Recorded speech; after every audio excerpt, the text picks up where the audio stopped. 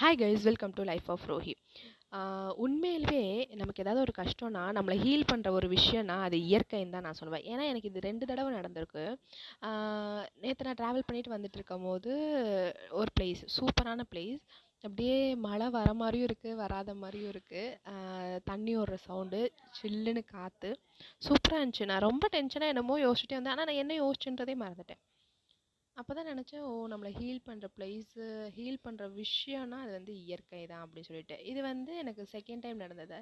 First எப்படின்னா, ஊட்டி கூட்டிகிட்டு போயிருந்தாங்க. அப்போ வந்து அந்த பைகாரா பிளேஸ்ன்னு சொல்லிட்டு ஒரு பிளேஸ், அங்கே உட்காந்துட்டு அந்த தண்ணி விழுகிறதை பார்த்துட்டு, அந்த இயற்கையான காற்று அதை பார்த்துட்டு உட்காந்துட்டே இருந்த அந்த அந்த இடத்த விட்டு போக எனக்கு மனசே இல்லை. விட்டு போகும்போது அவ்வளோ ஒரு ஃபீலிங்காக இருந்தது.